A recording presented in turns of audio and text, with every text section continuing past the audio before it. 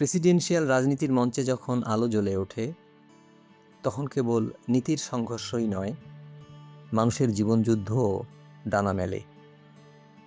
সেই গল্পের ভিতরেই উঠে আসে এক নাম, জেডি ভান্স, যার জীবন যেন এক আধুনিক মহাকাব্য, যেখানে দারিদ্র্যের দীর্ঘ ছায়া, সংগ্রামের দাবানল এবং উচ্চাকাঙ্ক্ষার দীপ্তি একত্রে খেলা করে। যুক্তরাষ্ট্রের রাজনৈতিক আকাশের দিগন্তে যখন নতুন সূর্যোদয়ের পদধ্বনি শোনা যাচ্ছে, তখন রিপাবলিকান পার্টির অন্দরে বইছে এক পরিবর্তনের হাওয়া। ডোনাল্ড ট্রাম্পের পরবর্তী উত্তরাধিকারী হিসেবে কে ধরবেন আগামীর হাল? এই প্রশ্নের কেন্দ্রে আজ এক উজ্জ্বল ধ্রুবতারা। ট্রাম্প যুগের জন আবেগকে উত্তরাধিকার হিসাবে ধারণ করেও ভান্স চেষ্টা করছেন তাকে নতুন এক কাঠামোয় রূপ দিতে, আর সেই প্রচেষ্টার মধ্যেই লুকিয়ে আছে তার স্বাতন্ত্র্য। তিনি কেবল একটি পদের অধিকারী নন, তিনি একটি দর্শনের জীবন্ত রূপকার। কিন্তু প্রতিটি আলোই নিজের সঙ্গে কিছু অন্ধকার বহন করে, আর সেই অন্ধকারের মধ্য দিয়েই জন্ম নেয় প্রকৃত নেতৃত্ব। মিডল টাউন, ওহাইও একটি সাধারণ শহর, যেখানে স্বপ্নগুলো প্রায়ই কারখানার চিমনি থেকে বের হওয়া ধোঁয়ার সাথে নীল আকাশে মিলিয়ে যায়। সেখানেই জন্মগ্রহণ করেন ভান্স। তার শৈশব কোনো রূপকথা ছিল না, বরং ছিল ভাঙা পরিবার, তীব্র অনিশ্চয়তা এবং এক সমাজের নীরব আর্তনাদ। একটি ছোট্ট ঘরের কোণে যখন বাইরের পৃথিবী ছিল অস্থির, একজন কিশোর হয়তো চুপচাপ বসে ভাবছিল, এই জীবনই কি আমার শেষ গন্তব্য? সেই নীরব প্রশ্নই একদিন ইতিহাসের উত্তর হয়ে ফিরে আসে। তার বিখ্যাত গ্রন্থ হিলবিলি ইলিজিয়ে তিনি লিখেছেন সেই সব মানুষের কথা যারা উন্নয়নের রঙিন গল্পে প্রায়শই ব্রাত্য থেকে যায়। তবে এখানে একটি সূক্ষ্ম দ্বন্দ্বও আছে। সমালোচকেরা বলেন তার এই বর্ণনা কখনো কখনো সহানুভূতির পাশাপাশি কঠোর বিচারও বহন করে। এই দ্বৈততাই তার রাজনৈতিক দর্শনের ভিত। তার দাদি মেমাও ছিলেন তার জীবনের ধ্রুবতারা। তার সেই কঠোর ভালোবাসা ভান্সকে শিখিয়েছিল দয়া যেমন প্রয়োজন, তেমনি শৃঙ্খলাও অপরিহার্য। বিপদের মুখে পিছুপা না হয়ে তিনি যোগ দেন ইউনাইটেড স্টেটস মেরিন কোরে। ইরাক যুদ্ধের কঠিন বাস্তবতা তাকে শিখিয়েছিল আদর্শ কেবল মঞ্চের বক্তৃতায় নয়, বরং পরীক্ষিত হয় সংকটে। যুদ্ধ থেকে ফিরে তিনি যখন ওহাইও স্টেট ইউনিভার্সিটি এবং পরবর্তীতে ইয়েলে ল কলেজে পা রাখেন, সেই উত্তরণ ছিল বিস্ময়কর কিন্তু নিরবচ্ছিন্ন নয়। একজন আউটসাইডার হিসাবে ইয়েলের অভিজাত পরিবেশে নিজেকে খাপ খাওয়ানো ছিল তার জন্য এক নীরব বুদ্ধিবৃত্তিক যুদ্ধ।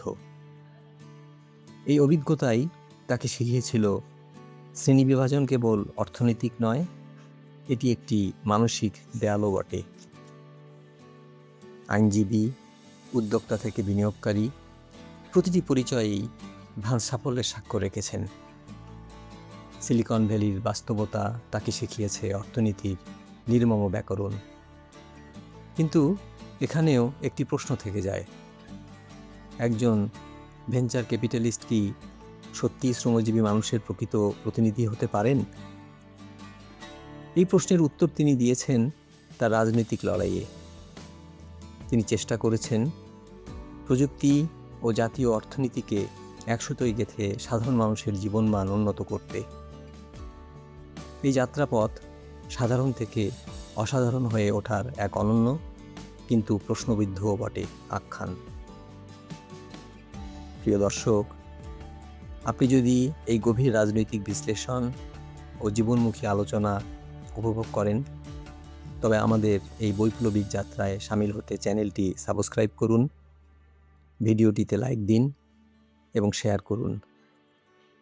আপনার একটি ছোট্ট সহযোগিতা আমাদের এই দীর্ঘ পথ চলাকে আরও সার্থক করে তুলবে। রাজনীতিতে তার প্রবেশ যেন ছিল অনিবার্য। তার আমেরিকা ফার্স্ট দর্শন একদিকে যেমন সমর্থকদের কাছে আশার আলো, অন্যদিকে সমালোচকদের কাছে বিতর্কের বিষয়। তিনি বিশ্বাস করেন শ্রমজীবী মানুষের পুনর্জাগরণ, অপ্রয়োজনীয় রক্তক্ষয়ী যুদ্ধ থেকে বিরত থাকা এবং সাংস্কৃতিক শেকড়কে রক্ষা করা। কিন্তু তার এই অবস্থান কখনো কখনো আন্তর্জাতিকতাবাদের সঙ্গে সংঘর্ষে জড়ায়, আর সেখানেই তার নেতৃত্বের আসল অগ্নিপরীক্ষা। বর্তমান বিশ্ব রাজনীতির জটিল প্রেক্ষাপটে রিপাবলিকান পার্টির এমন একজন নেতা প্রয়োজন যিনি পপুলিজম এবং প্রাতিষ্ঠানিক স্থিতিশীলতার মধ্যে ভারসাম্য রক্ষা করতে পারেন। ভান্স সেই কাঙ্ক্ষিত সেতু। তিনি অতীতের প্রতিনিধি নন, তিনি রূপান্তরের প্রতীক। তিনি কেবল আবেগ নন, তিনি তীক্ষ্ণ বিশ্লেষণ। তিনি কেবল প্রতিশ্রুতি দেন না, তিনি ব্যবস্থার ভুল নিয়েও প্রশ্ন তোলেন। এই প্রশ্ন তোলার সাহসই তাকে সমসাময়িক অন্য নেতাদের থেকে আলাদা করে তোলে। আমরা এমন এক সময় দাঁড়িয়ে আছি যেখানে নেতৃত্বের সামান্য ভুল একটি জাতির ভবিষ্যৎ বদলে দিতে পারে। ভান্স সেই নেতা যিনি ঝড়ের মধ্যে দাঁড়িয়ে থেকেও দিক হারান না। তবে তার পথ চলা একেবারেই মসৃণ নয়। সমালোচনা, বিতর্ক এবং রাজনৈতিক প্রতিদ্বন্দ্বিতা তার নিত্য সঙ্গী। কিন্তু হয়তো এই নিরন্তর সংগ্রামই তাকে আরও বাস্তব করে তোলে। আর বাস্তব নেতারাই শেষ পর্যন্ত ইতিহাসে টিকে থাকে। বিখ্যাত কবি রবার্ট ফ্রস্টের সেই অমর পংক্তির মতো, "the woods are lovely, dark and deep, but I have promises to keep." JD ভান্সও সেই পথিক যিনি অন্ধকার বন পেরিয়ে প্রতিশ্রুতির আলোয় এগিয়ে চলেছেন। তার গল্প শুধু ক্ষমতার শীর্ষে ওঠার নয়, এটি দ্বন্দ্বের, প্রশ্নের এবং আত্মন্বেষণের গল্প। রাজনীতি যখন কেবল কৌশলের খেলায় পরিণত হয়, তখন ভান্স আমাদের সামনে তুলে ধরেন এক ভিন্ন বয়ান। একজন মানুষ যিনি নিজের অন্ধকার অতীতকে লুকান না, বরং তাকে শক্তিতে রূপান্তর করেন। তার মনোনয়ন কেবল একটি রাজনৈতিক ঘটনা হবে না, এটি হবে একটি লড়াইয়ের বিজয়, একটি শক্তিশালী বার্তা যে ধূলিকণা থেকেও ধ্রুবতারা জন্ম নিতে পারে। ইতিহাস কখনো কেবল বিজয়ীদের কথা বলে না, ইতিহাস মনে রাখে তাদের যারা অন্ধকারের মধ্যেও আলো খুঁজতে সাহস করেছিল। হয়তো জেডি ভান্স সেই গল্পেরই আরেকটি অধ্যায়। ধন্যবাদ সবাইকে।